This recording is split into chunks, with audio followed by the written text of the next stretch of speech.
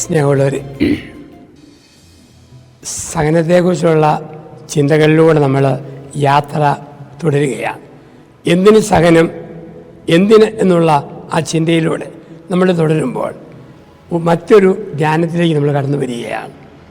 സഹനം നമ്മളെ കൂടുതൽ ഫലം പുറപ്പെടുവിക്കുന്ന മനുഷ്യരാക്കി മാറ്റും. കൂടുതൽ ഫലം പുറപ്പെടുവിക്കുന്ന മനുഷ്യരാക്കി മാറ്റും.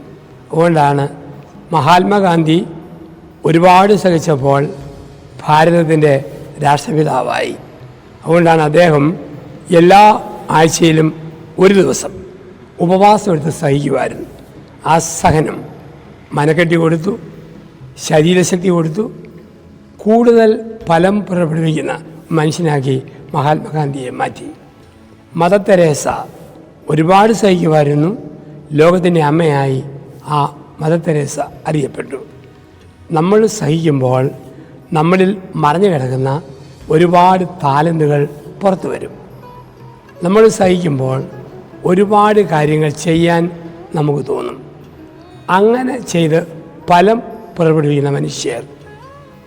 ഒരു പ്ലാവ്, വീടിൻ്റെ അതിർത്തിയിൽ വെച്ച് പിടിപ്പിച്ച പ്ലാവ്, നാളുകൾ എത്രയായിട്ടും ചക്കയുണ്ടാകുന്നില്ല. ഒരു ഉടമസ്ഥൻ ഒരു ട്രാക്ടർ കൊണ്ടുവന്ന് ആ പ്ലാവിനിട്ട് 5-6 ഇടി, തൊലി പൊട്ടി, വേലി ചതഞ്ഞു, പ്ലാവ് മൊത്തം ഒന്ന് കുലുങ്ങി വരച്ചു. പക്ഷേ പിറ്റേ വർഷം ആ പ്ലാവ് നിറയെ ചക്ക. കാരണം ഒരു കുലുക്കം വന്നപ്പോൾ, ഒരു ക്ഷതം വന്നപ്പോൾ പ്ലാവ് ഫലം പുറപ്പെടുവിക്കുകയാണ്. ഒന്ന് ഇളകുമ്പോൾ, ഒന്ന് കുലുങ്ങുമ്പോൾ. ക്രിസ്തു തൻ്റെ ഉപമയിൽ പറയുന്നുണ്ട്, ഫലം തരാത്ത മുന്തിരി വെട്ടി തീയിലെഴുപ്പെടും. ഫലം തരുന്നതിനെ കൂടുതൽ കായ്ക്കുവാനായി വെട്ടിയൊരുക്കും. ഫലം തരാത്തതിനെ വെട്ടി തീയിലെറിയും. ഫലം തരുന്നതിനെ കൂടുതൽ കായ്ക്കുവാനായി വെട്ടിയൊരുക്കും. ഇതുപോലെയാണ് നമ്മുടെ ജീവിതം. നമ്മൾ ഒന്നും ശ്രദ്ധിക്കാതെ അങ്ങ് പോകുമ്പോൾ ദൈവം പിടിച്ച് ഒന്ന് കുലുക്കും. തകർക്കാൻ വേണ്ടിയല്ല, ദൈവസ്വഭാവമാണ് മനുഷ്യനെ പിടിച്ചൊന്ന് വളയ്ക്കുക. ഒടിക്കാൻ വേണ്ടിയിട്ടല്ല, ഒന്ന് കുലുക്കുക. തകർക്കാൻ വേണ്ടിയിട്ടല്ല, ഒന്ന് തള്ളും, വീഴിക്കാൻ വേണ്ടിയിട്ടല്ല. ചില ക്ഷതങ്ങൾ, ചില നൊമ്പരങ്ങൾ നമുക്ക് ലഭിക്കുന്നത് കൂടുതൽ ഫലം പുറപ്പെടുവിക്കുന്ന വ്യക്തിയായി നമ്മൾ മാറാൻ വേണ്ടിയിട്ടാണ്.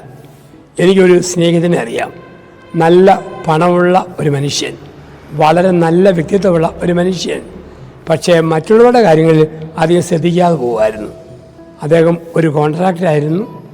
ഒരു ദിവസം റോഡ് പണി നടക്കുമ്പം അത് നോക്കി നിൽക്കുമ്പോൾ മൂലത്തെ കൊമ്പിൽ നിന്നും ഒരു പ്ലാവിലെ ഒരു ചക്ക ഈ സഹോദരൻ്റെ തലയിൽ വീണു. തലച്ചോറിളകി. പിന്നെ 1 മാസത്തോളം പൂർണ്ണ വിശ്രമത്തിൽ. ആ കിടപ്പ് അദ്ദേഹത്തെ ചിന്തിപ്പിച്ചു.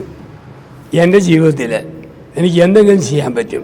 ഒരു ചക്ക വീണ് തീർന്നു പോകേണ്ട ജീവിതത്തെ ഈശ്വരൻ താങ്ങി നിർത്തിയെങ്കിൽ ശിഷ്ടായുസ്സുകൊണ്ട് എന്തെങ്കിലും ചെയ്യാൻ പറ്റും, കൂടുതൽ ഫലം പുറപ്പെടുവിക്കാൻ പറ്റും. ട്രംപ് വീണ്ടും പ്രസിഡൻ്റായപ്പോൾ അദ്ദേഹം പറഞ്ഞു, ദൈവം എന്നെ വീണ്ടും അമേരിക്കയുടെ പ്രസിഡൻ്റാക്കിയെങ്കിൽ എന്നെ കൂടെ എന്തെങ്കിലും ലോകത്തിൽ ചെയ്യിപ്പിക്കാൻ ദൈവത്തിന് പ്ലാനുണ്ട്. ഒരു ഇലക്ഷൻ തോറ്റതിന് ശേഷമാണ് പിന്നീട് ജയിച്ചു വരിക. ജീവിതത്തിൽ ചില ക്ഷതങ്ങളും ചില നൊമ്പരങ്ങളും വരുമ്പോൾ ആ നൊമ്പരങ്ങൾ നമ്മളെ പുതിയ മനുഷ്യരാക്കി മാറ്റും. അതുകൊണ്ടാണ് ചിലർ തകർച്ചയിൽ നിന്നും പുതിയ മനുഷ്യരായി മാറി. യുദ്ധഭൂമിയിൽ മുറിവേറ്റ് വീണ മനുഷ്യൻ രക്ഷപ്പെട്ടു കഴിഞ്ഞപ്പോൾ സമൂഹത്തിൻ്റെ വിമോചകനായി മാറി. ജീവിതത്തിൽ ചില തടസ്സങ്ങൾ നമ്മളെ തീർക്കുകയല്ല, നമ്മളെ വളർത്തുകയാണ്. അതുകൊണ്ടാണ് പറയാറുണ്ട്, ചതഞ്ഞ ഞാങ്ങണ ഒടിക്കരുത്. ഞാങ്ങണ ഒരു പ്രത്യേക ചെടിയാണ്. ആ ചെടിയുടെ പ്രത്യേകത, എവിടെയാണോ ചതവ്, ചതവിൽ നിന്നും ഒരു പുതിയ ചെടി മുളച്ച് വരും. അത് ഒടിച്ചോ പിന്നെ മുളയ്ക്കാനുള്ള സാധ്യതയില്ല. ചില ചതവുകൾ, ചില നൊമ്പരങ്ങൾ ദൈവം തരുന്നത് നമ്മളിൽ നിന്നും ഒരു പുതിയ മനുഷ്യൻ ഉയർത്തെഴുന്നേക്കാൻ വേണ്ടിയിട്ടാണ്. വീണ്ടും പറയാറുണ്ട്, പുകഞ്ഞ തിരി കെടുത്തരുത്. അതിൻ്റെ അർത്ഥം എന്താ? ഒരു പുകയുള്ള കാലത്തോളം ഒരു തീപ്പൊരിയുടെ സാധ്യത അതിലുണ്ട്. ആ പുക കെടുത്തിയാൽ തീപ്പൊരി അണഞ്ഞു പോകും, പിന്നെ തീപ്പൊരിയുടെ സാധ്യതയില്ല. ജീവിതത്തിൽ ഒളിഞ്ഞും തെളിഞ്ഞും വരുന്ന ചെറുതും വലുതുമായ സഹനങ്ങളുടെ നടുവിൽ നമുക്ക് ഓർക്കാൻ പറ്റണം, ഇതും കഴിഞ്ഞു പോകും, ഇതും തീർന്നു പോകും, ഇതിനപ്പുറത്തുള്ള ഒരു ജീവിതമുണ്ട്. ഇപ്പം കിട്ടുന്ന കാലത്ത് പരമാവധി നന്മ ചെയ്ത് കടന്നു പോകാനാണ് സഹനങ്ങൾ നമ്മളെ പഠിപ്പിക്കുക. ആയുസ് എത്ര നീളുമെന്ന് നമുക്കാർക്കും അറിയത്തില്ല. ആയുസിൻ്റെ ദൈർഘ്യം എത്രയെന്നും അറിയത്തില്ല. നൽകപ്പെട്ട സമയത്ത് ഏൽപ്പിച്ച ജോലികൾ ഭംഗിയായി ചെയ്ത് മുമ്പോട്ട് കടന്നു പോകാൻ നമുക്കൊക്കെ കഴിയണം. അതിനാണ് സഹനം. എന്തെല്ലാം വന്നു: ചിക്കൻ ഗുനിയ, ഡെങ്കിപ്പനി, പട്ടിപ്പനി, പക്ഷിപ്പനി, പന്നിപ്പനി, Nipah virus, corona virus, Omicron, എന്തെല്ലാം വന്നു. അത് കഴിഞ്ഞും ജീവിതത്തിൽ നമ്മൾ മുമ്പോട്ട് പോകുന്നെങ്കിൽ, എത്രയോ പേര് മരിച്ചുപോയി, നമ്മൾ ജീവിക്കുന്നെങ്കിൽ ഓർക്കുക, നൊമ്പരങ്ങൾ, വേദനകൾ ദൈവം തന്നത് എന്തോ കൂടിയ കാര്യം എന്നെക്കൊണ്ട് ചെയ്യിപ്പിക്കാനാണ്.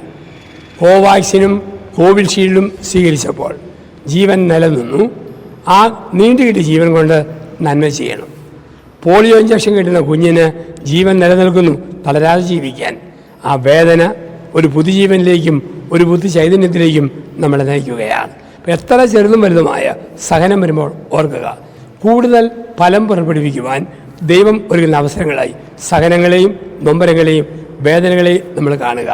ഈ തിരിച്ചറിവാണ് നമ്മളെ ബലപ്പെടുത്തുക, നമ്മളെ ശക്തിപ്പെടുത്തുക. നന്ദി, നമസ്കാരം.